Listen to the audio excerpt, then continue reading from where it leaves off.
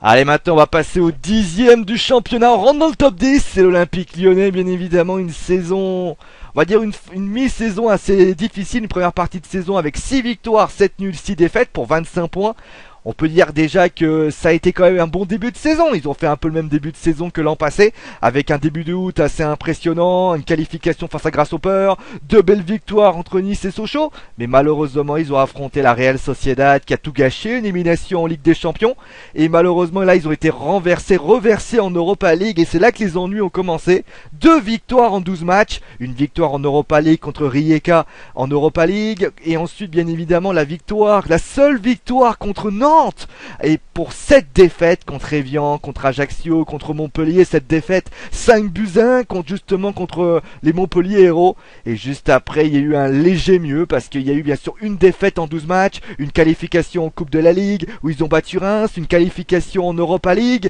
Et c'est aussi des victoires contre le derby. On se souvient de ce derby contre Saint-Etienne où ils ont réussi quand même de marquer de superbes buts, à se hisser vraiment lorsqu'ils ont marqué ce but de Jimmy Briand à la ultime dernière minute. Il y a eu également le Betis Séville, Bastia, mais c'est vrai que cette équipe a un petit peu calé en fin de première partie, puisque malheureusement ils n'ont pas réussi à convertir les résultats de Marseille et Lorient, et cela a été vraiment une très grosse déception. Et c'est justement sur ça que je vais débuter par rapport à ce bilan. C'est bien sûr les lourdes pertes, parce que on peut voir ces quatre équipes ont au moins pris un point du côté de Lyon. C'est vrai que Toulouse, par exemple, Lyon tenait le résultat 1 partout. Valenciennes, il tenait le résultat 1 partout. Lorient 2-0 de partout. Et Marseille, c'est pareil, 2-0 de partout. Surtout que le pire, c'est que Marseille était dans une mauvaise situation. Ils changeaient d'entraîneur. Ils étaient dans une très très grosse mauvaise passe. Et Lyon n'a pas réussi à tenir le résultat. Juste après le but de Gomis,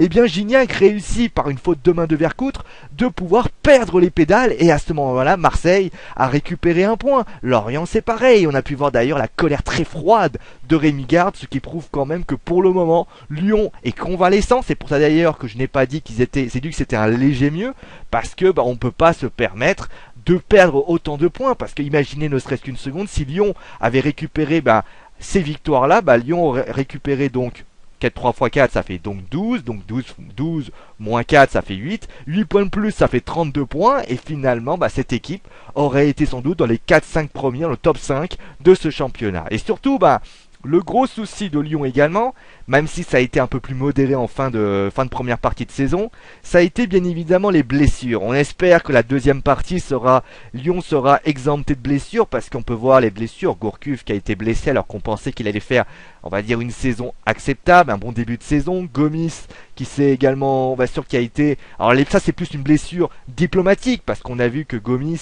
n'était pas en odeur de sainteté en début de saison, et ça a été une erreur puisque ça a précipité la Real Sociedad. Il y a eu Ghezal, il y a eu Umtiti, il y a eu plein de monde. Benzia qui a eu des soucis également avec le club. Il y a eu pas mal de problèmes du côté au niveau relationnel entre Jean-Michel Aulas, entre bien sûr les joueurs, entre Rémi Garde. Il va falloir quand même en deuxième partie de saison, que les choses soient bien positionnées, que ceux qui veulent partir partent, que ceux qui veulent rester restent, mais en tout cas que l'effectif ne perd pas en qualité, parce que si Gomis s'en va, il faudra à tout prix récupérer un attaquant qui sera autant de qualité. Lacazette est un bon attaquant, mais bon, il est très jeune. On a Benzia, mais c'est encore un garçon qui est très jeune, et il va falloir sincèrement pouvoir offrir quand même une belle équipe du côté de Lyon, parce que malheureusement, comme l'a dit un jour un supporter qui refusait l'installation du grand stade, l'argent qu'il pourrait investir dans le stade, qu'il l'investit dans une belle équipe, parce que Lisandro étant parti, ça a posé pas mal de problèmes et des difficultés justement tout au long de cette première partie de saison.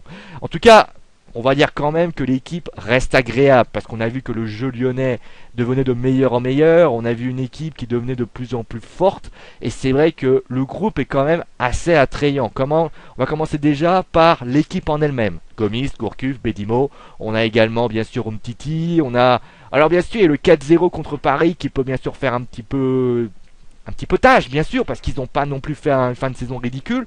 Mais c'est vrai que j'ai quand même envie de dire qu'ils ont fait une belle saison. On va dire que ces joueurs ont fait une belle saison, et notamment Gourcuff qui d'ailleurs aura une belle statue du côté joueur. Bedimo, Umtiti, Gonalon, vous avez Lacazette qui est pas mal. Donc justement, moi je trouve que cette équipe est une belle espoir quand même, surtout que Rémi Garde a sorti un aspect tactique, un 4-4-2 en losange, qui fait ses fruits, qui apporte ses fruits, qui pose pas mal de problèmes à des équipes.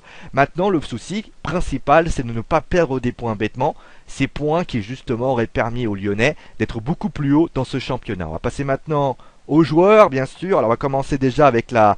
C'est pas la star, c'est plutôt, bien sûr, c'est la star de ce championnat, enfin la star de cette équipe parce qu'elle nous prouve quelque chose. C'est plutôt la star au niveau espoir, si vous voulez, parce que si Gomis s'en va, il faudra bien que lui tienne l'équipe à lui tout seul s'il n'y a pas de recrutement. C'est bien sûr Alexandre Lacazette avec bien sûr, alors quand même incroyable, tout ce qui a été avec ses courses, avec ses accélérations, 9 buts quand même, c'est bien quand même, 9 buts en 19 matchs, c'est quand même super intéressant, c'est 3 fois plus de ce qu'il faisait en 2012, par ses courses, par ses accélérations, il est quand même de faire pas mal de choses. Il manque un peu de réalisme quelquefois quand il porte dans ses courses. On avait vu par exemple contre Marseille où il arrive comme ça, il gicle d'un seul coup et malheureusement il n'arrive pas à marquer. À Paris c'est pareil. On sent quand même que ce joueur, quand il va être en pleine possession de ses moyens, quand il va vraiment marquer un 2 buts, quand il arrivera un petit peu à plus de réalisme, ça serait vraiment un grand attaquant.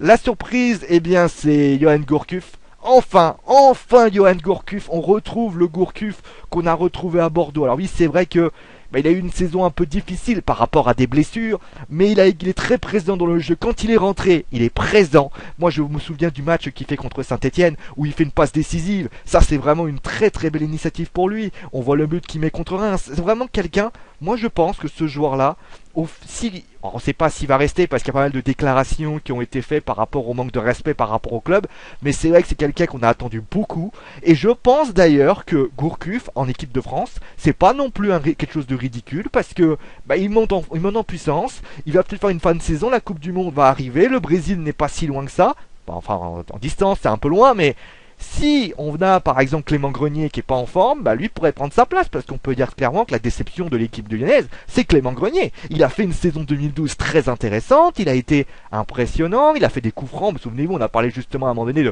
du nouveau Juninho, et finalement il n'y est pas arrivé, il a marqué un but contre Lorient, c'était le dernier match, mais moi ce que je constate, c'est qu'il a beaucoup de difficultés à se positionner dans le jeu lyonnais. Alors est-ce que c'est un problème du 4-4-2, je ne sais pas. Il a beaucoup de problèmes de confiance. Il a fait un début de saison avec notamment un de ses coups francs dont il a le secret, mais il manque cruellement de confiance. Je trouve qu'il a du mal à se situer dans le système lyonnais.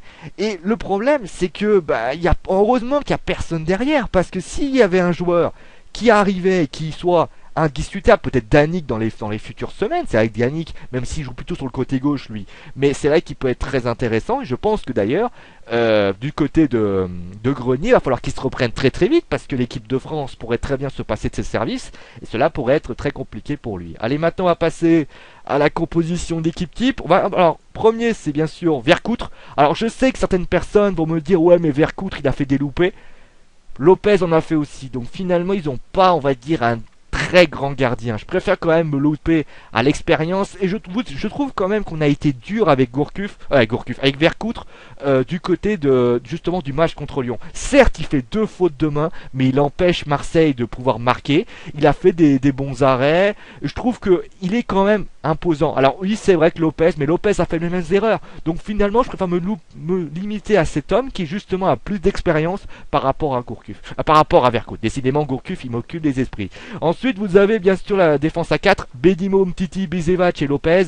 Bien sûr, au niveau de la surprise, au niveau de la recrue, j'aurais pu mettre Bedimo, j'aurais pu mettre également Bisevac qui est vraiment un grand taulier. Lopez, il est un peu mieux, mais sans plus. Vous avez ensuite Gonalon devant, avec bien sûr le 4-4-2 en losange, Fofana et Grenier un petit peu sur les côtés. Ensuite, vous avez Gourcuff qui sera bien sûr le numéro 10, le milieu offensif, avec bien sûr Grenier et Fofana qui seront là pour essayer de faire bien sûr qu'on appelle les vérins, bien sûr les pistons, c'est-à-dire qu'ils vont bien sûr défendre, mais ils vont également essayer de donner les ballons aux attaquants. Et les attaquants, ça sera toujours Gomis et Lacazette. Si Gomis ne reste pas, ça sera sans doute Benzia qui prendra sa place, sauf si Jean-Michel Aulas décide de recruter, surtout qu'il y a des bonnes idées. Alors j'ai pas les noms d'attaquants qui pourraient être intéressants, mais il y a par exemple des attaquants qui pourraient très bien venir à Lyon apporter quelque chose, ou peut-être mettre Danick à la place. Ça pourrait être une solution également pour pouvoir donner justement la vivacité du côté de Lacazette. Voilà. Voilà, pour ce qui s'agit de Lyon. Alors voilà, la seule chose que je pourrais reprocher du côté de Lyon, c'est ces points qu'ils ont perdus. Qu'ils aient fait un début, on va dire un moment difficile, c'est peut-être lié aussi à la Ligue des Champions, aux blessures diplomatiques, aux blessures physique qui a fait que ça a posé un petit peu problème. Mais d'un côté, j'ai envie de dire, ils ont été bien, le jeu est bien, mais il faut être plus concentré, c'est le reproche que je ferai à Lyon, c'est son problème de concentration. Le moment où ils auront plus de concentration, je pense que Lyon sera peut-être pas en Ligue des Champions, parce que là quand même, j'ai pas fait les calculs, mais entre Lille et Lyon, il y a quand même beaucoup de points, je crois qu'il y a pratiquement 15 à 16 points d'avance, par 15 points de retard, je veux dire, c'est quand même compliqué, mais d'un côté, les trois font un rythme d'enfer, mais l'Europa League c'est totalement possible, ils sont pas non plus très très loin de Bordeaux, donc il faut essayer, il faut tenter le coup, ils ont prouvé qu'ils avaient du caractère, et le caractère il faut qu'ils le fassent dans chaque match, et pas juste parce qu'il y a un derby de la Rhône-Alpes, un derby Lyon-Saint-Etienne, voilà, c'était le petit coup de gueule, parce que c'est vrai, c'est quand même dommage d'avoir eu une équipe qui malheureusement a perdu gros par rapport à tout ça. Allez, on va s'arrêter là, on va aller maintenant voir le 9e du championnat.